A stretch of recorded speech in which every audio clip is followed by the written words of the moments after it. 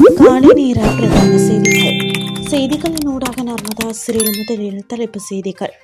ஆசிரியர் வெற்றிடங்களுக்கு அமைய ஆட்சேர்ப்பு நடவடிக்கைகள் தொடரும். விவசாயிகளின் ஓய்வூதியத்தை இடைநிறுத்த தீர்மானம் வெளியான அறிவிப்பு. மோடி நெதன்யாகு சந்திப்பு மத்திய கிழக்கில் இந்தியாவின் புதிய அரசியல் வியூகம். இனி விரிவான செய்திகள். தொடர்ச்சியாக 6 மாதங்களுக்கு மேலதிகமாக விவசாய ஓய்வூதியத்தை பெற்றுக்கொள்ளாதவர்களின் ஓய்வூதிய கொடுப்பனவை தற்காலிகமாக இடைநிறுத்துவதற்கு தீர்மானிக்கப்பட்டுள்ளதாக தகவல் வெளியாகியுள்ளது. கமநல மற்றும் கமநல சேவை காப்புறுதி சபை ஊடாக வருடாந்தம் 79,215 விவசாயிகளுக்கு ஓய்வூதியம் வழங்கப்படுகின்றது. அத்துடன் 6,381 கடற்தொழிலாளர்களுக்கு ஓய்வூதிய கொடுப்பனவு வழங்கப்படுகின்றதாக தெரிவிக்கப்படுகின்றது. இவர்களில் சுமார் 6,105 பேர் 6 மாதங்களுக்கு மேலதிகமாக ஓய்வூதிய கொடுப்பனவை பெற்றுக்கொள்ளவில்லை என குறிப்பிடப்பட்டுள்ளது. இதன் காரணமாக ஏற்படக்கூடிய நிதி முறைகேடுகள் மற்றும் ஊழலை தடுக்கும் நோக்கில் அவர்களின் ஓய்வூதிய கொடுப்பனவை தற்காலிகமாக இடைநிறுத்துவதற்கு தீர்மானிக்கப்பட்டுள்ளது. குறித்த விடயம் தொடர்பில் 1918 என்ற துரித இலக்கத்திற்கு தொடர்பு கொண்டு அறிவிக்க முடியும் என தெரிவிக்கப்பட்டுள்ளமை குறிப்பிடத்தக்கது. பெருந்தோட்ட பாடசாலைகளின் அபிவிருத்தி பணிகளின் போது மாவட்ட அபிவிருத்தி குழுக்களுடன் இணைந்து செயற்படுமாறும் நிலவும் வெற்றிடங்களுக்கு அமைய எதிர்காலத்தில் ஆசிரியர் சேவைக்கு மேலதிக ஆட்சேர்ப்புகள் முன்னெடுக்கப்படும் என்றும் பிரதமர் கலாநிதி கரணி அமரசூரிய தெரிவித்தார். பெருந்தோட்ட பாடசாலைகள் எதிர்நோக்கும் பிரச்சினைகளுக்கு தீர்வுகளை வழங்குவதற்காக பிரதமர் கரணி அமரசூரியவின் தலைமையில் நேற்று நாடாளுமன்ற வளாகத்தில் நடைபெற்ற விசேட கலந்துரையாடலின் போதே அவர் இவ்வாறு குறிப்பிட்டார்.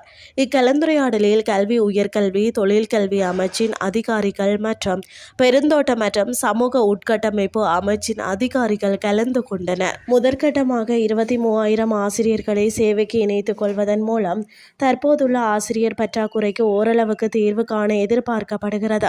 பாடசாலைகளின் காணி உரிமைகளை உறுதிப்படுத்துதல், போதிய சுகாதார வசதிகள் மற்றும் மாணவர்களுக்கான போக்குவரத்து வசதிகளை மேம்படுத்த அதிகாரிகளுக்கு பிரதமர் பணிப்புரை விடுத்துள்ளார். தரம் 13 மாணவர்கள் விஞ்ஞான மற்றும் கணித துறையில் எதிர்நோக்கும் சிக்கல்கள் மற்றும் தொழிற்கல்வியின் போது நிலவும் மொழி பிரச்சினைகளை தீர்க்க விசேட கவனம் செலுத்தப்பட்டது. பெருந்தோட்ட பாடசாலைகள் அனைத்தும் அரச பாடசாலைகளே என்பதை வலியுறுத்திய பிரதமர் அவற்றின் பெயரிடல் மாற்றம் மற்றும் மாவட்ட குழுக்களின் நேரடி கண்காணிப்பு குறித்து ஆலோசித்தார். இனி வெளிநாட்டு செய்திகள்.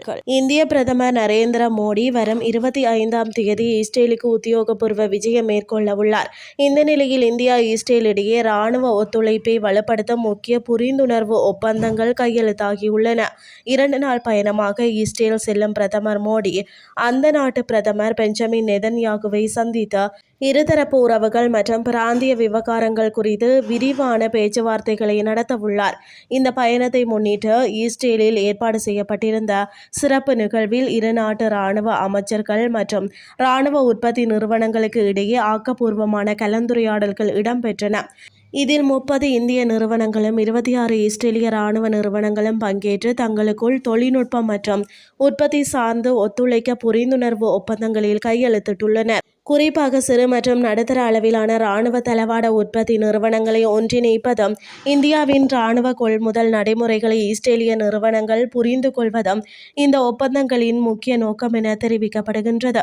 நெருக்கடியான காலங்களில் ஒருவருக்கொருவர் துணையாக நின்ற இரு நாடுகளின் இராணுவ தொழில்துறையும் இனிவரும் காலங்களில் மேலும் ஒருங்கிணைந்து செயல்பட வேண்டியதன் அவசியத்தை இந்த சந்திப்பு வலியுறுத்தியுள்ளதாக இஸ்ரேலிய இராணுவம் அமைச்சகம் அறிக்கை ஒன்றை வெளியிட்டு தெரிவித்துள்ளது.